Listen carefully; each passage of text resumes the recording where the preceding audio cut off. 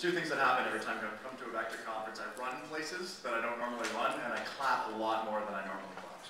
So it gets me back. I haven't been to a vector conference in a couple of years, so it's great to be here and privileged to have a chance to talk to you guys. Joe and Raj asked me to share a little bit about my story, my experience with vector. I haven't really been actively working in vector since 2006. So I've been 5 years out there in the quote-unquote real world, and I'm here to tell you a little about that experience and how I've taken what I've learned from vector and applied it to life. So, how are we doing? Well, that's like the only room that you get that response. It's great. Yes, another conference or whatever it's. So it's nice. I love the enthusiasm and energy of vector. So I began my career with vector like a lot of you. I was a university student. I was going to school in Vancouver, back in Carlisle, Ontario. Anyone know where Carlisle, Ontario is? Anyone? A couple? Nice. Anyone from Carlisle, Ontario? Really? Awesome. Do we know each other? 2,500 people in Carlisle, so the odds are good. I was actually working for the city of Oakville at the time. I was counting cars. I swear to God, this is a job. You sit on the side of the road, 12-hour shifts in my mom's Oldsmobile, no air conditioning. And you have a board in front of you that has 4 phone pads on it, is what it looks like. And every time a car approaches from a different angle, you press the button that it's coming from in the direction that it turns. Yeah. 12-hour shifts. Awesome, right? I think like there's wires that they can put on the road and replace that entire job, but it's it's good for university students. I thought it was the sweetest job in the world. It was 14 bucks an hour. In 2002, that's like $1,000 an hour now.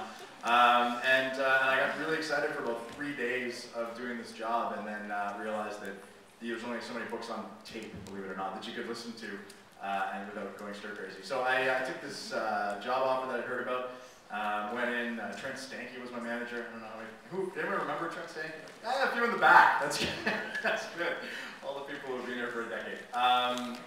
And we had a blast. I sold a lot of knives. I sold 7,500 CPO on my fast start, part-time around my other job, and really sort of caught the sales bug and the Cutco bug and vector in general. So I had a good summer. Hit FSM that summer. Was a scholarship winner. Went back to school. Forgot about knives. Came back for my second summer and went back into vector again. Who here is on their second or later summer with vector? Cool. Awesome. All right, great. So you guys will agree with this. I'm sure you will agree with this. For those who aren't in their second summer yet, there's a very interesting transition that takes place when you go from your first summer to your second summer. And I would say that as much as I enjoyed my first summer, I learned a lot more in my second summer than I did in my first. Who here in their first summer already feels like they've learned a lot? By show of hands. Right. So imagine that about doubles when you go into your second summer. And I'll tell you why. Because pure adrenaline can only keep you going for so long. Most of you in your first summer say, knives, Cutco, double T, right? And that's it. You wake up saying it. And it's amazing to me. I think it's fantastic. When you come back in the second summer, you come back, first of all, with a giant ego, because you're better than all of those first years. But you also come back with a sense of professionalism, dedication to what it is you're doing. You have potentially clearer targets, or I know I did. You know the business, you know the kind of responses you're going to get, and you really turn it into a business. And that's what I did. I made a heck of a lot more money in my second summer than I did in my first, and I made more in my first than I did than most of my friends. So just really gained a lot. What I wanted to do was sort of go through the 3 stages of my vector experience, being FSM, and then branch manager, and then district manager, and talk about some of the key learnings from each. So when I was in FSM, the things I learned are time management, lead tracking, keeping track of people. It's call me back. I'm going on vacation. We're so good. Scheduling, procrastination indicators. This was a big one in my second summer. I realized I'm sort of a data freak, so I would have spreadsheets, right, tracking my appointments and how many demos I was doing, and closing ratios, average order sizes. I could tell you it's like a fraction of a percent. But I realized that when I was spending 2 hours a day reviewing that, it's probably because I was afraid of getting on the phone. So it's really interesting because that was almost 10 years ago. And I keep those procrastination indicators today, where it's different circumstances and it's different distractions. But I find that when I'm doing something far longer than it should take, I'm able to catch that. And I learned that skill in my vector sales time. I also learned the value of maximizing momentum. Who here's had a grand day before? Who here's had a grand day at half, where you make 500 bucks on that day? It's a great feeling, right? And there's a tendency to go, well, I made more than most of my friends did this week, so I'm going to take the rest of the week off. Anybody felt that? Yeah. Linda, yeah. And it's true, you have a big successful day and the tendency is to slack off, but there's a huge momentum gain that can be had when you go from a successful sale into another meeting, into another meeting, into another meeting. I learned a lot about that in Vector, and I've made sure that when I have those good days now in my current role, that I can really capitalize on that by booking a whole lot more meetings following. The biggest thing I learned though from being an FSM was conversational sales. I was the good rep. I read and memorized that book, the Prospectus Training Manual. I said it word for word in my first summer, as you should. Going into my second summer, I started talking with the customer as opposed to at the customer, and it was amazing, not just the sales that I made, but the relationships that I made. As an interesting sort of little aside, when I came back from Vancouver after running my district office, which I'll get to, when I came back, I sort of wanted to figure out what the next stage of my life was. So I started calling people to schedule lunch, successful people, people that were outside of my income bracket and my family's income bracket. And it was 90% people that I met doing Cutco presentations. And I was able to pick up that relationship 3 years later because we had a really good 45-minute conversation selling knives, cutting rope and tomato. And that was really cool, and that actually really led me on the path that I'm on now. I'll come back to that in a second. So, is one of these for me, by the way, or are these other people's? They're other people's. Would you like? Don't have them? Okay, thank you. So, hey, Aaron, can I get a glass of water? Thanks, man. Appreciate it. So I did well. So I was over 60K by the end of my 2 summers, and they asked me if I wanted to run a branch office, which sounded awesome. Anybody thinking about a branch for next summer? Yeah, I know Christopher is. He was very excited about it. Still was very excited.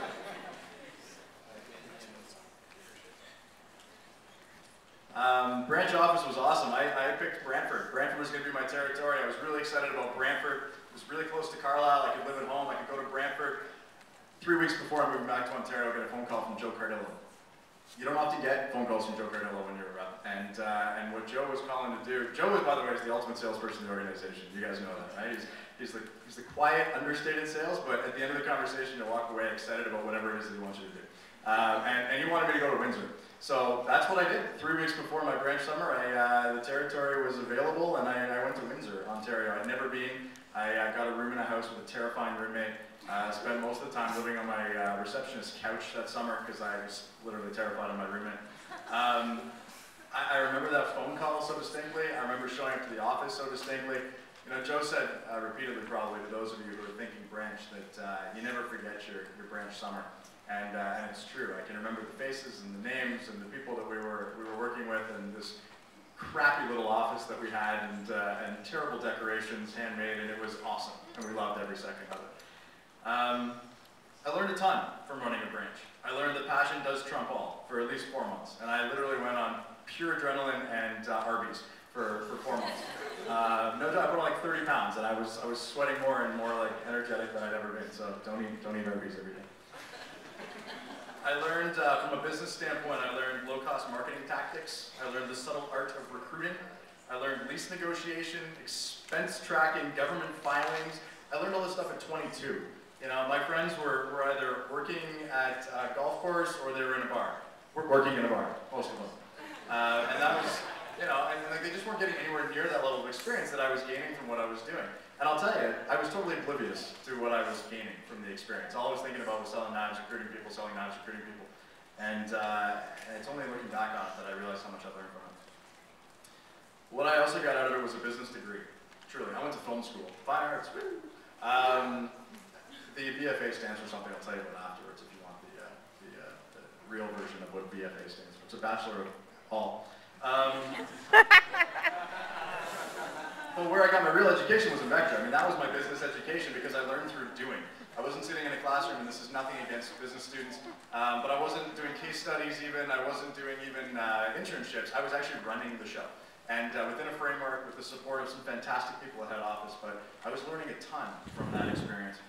I moved on to open a district after I graduated, ran the district in Vancouver.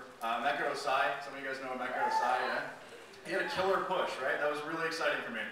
Because Mecca was my assistant manager when I had my office in Burnaby, Coquitlam, BC. And I remember him when he doesn't have the cornrows right now, does he? No, he had the cornrows, so anyway, we had all sorts of fashion styles in our office.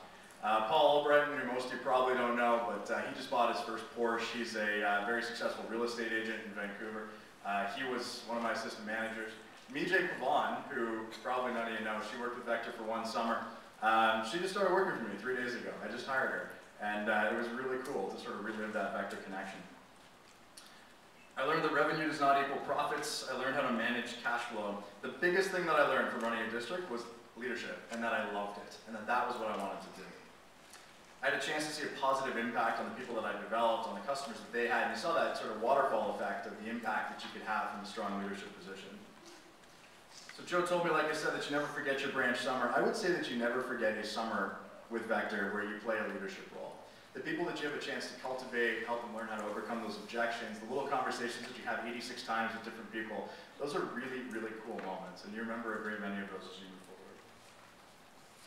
So, where are we now? How has Cutco impacted my life? As I said, I started sitting down with people to talk about how they amassed their fortune. My real mission when I came back was to sit down with 12 millionaires, and I'd never been a millionaire, right? I figured that millionaires were sort of that image of the flashy cars and the giant houses. And I sat down with 12 millionaires, and I met 9 of them through the Vector Cutco appointments that I'd done previously. I got a job with a startup called Matrix Marketing that I helped grow from just over $1 million in sales to just over 15. Got a ton of experience there, and you know, it's funny, I was talking to this guy last night, actually, at an event I was at, and we were talking about Cutco, of all things, probably because I was coming here today. And he said, you know, and he's very senior in an insurance company, he said, anytime I see Vector Cutco on a resume, I interview that person. Because if they were there for more than 2 weeks, they've got something special. I swear to God, those were his words. I said, thank you for writing that down, make sure I could share that with you today. But it's true, that's why they hired me with Matrix, was the experience that I had and what I brought to the table with that. I hadn't sold Cutco since 2006. I decided that I wanted to propose to my now wife in 2009. I had just left Matrix to start my own company. I had less than no money, and my wife was teaching English in Korea at the time. And so I had to not only get to Korea to ask her to marry me, but I had to buy a ring, and she has nice taste, so I had to buy a nice ring. So what did I do? Any guesses? Hell yeah! I went to Fort McMurray, Alberta, where my parents were living at the time, and I pulled out the sample kit, and I sold 16K in 10 days, and I made enough money for the plane ticket and a decent ring. Got on the plane, I flew over, I proposed, she said yes, she came home, we got married 2 months ago, so it's good.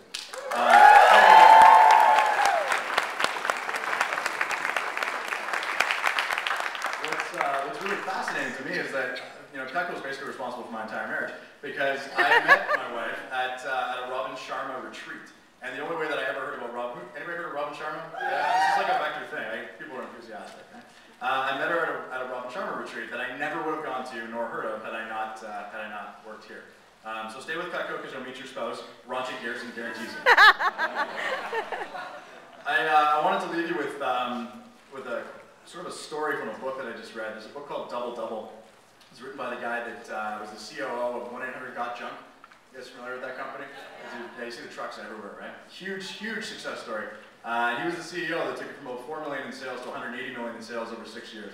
And the book Double Double is about doubling your revenue, and it's good. There's great tips in there. But what I thought was really fascinating was he talks about roller coasters.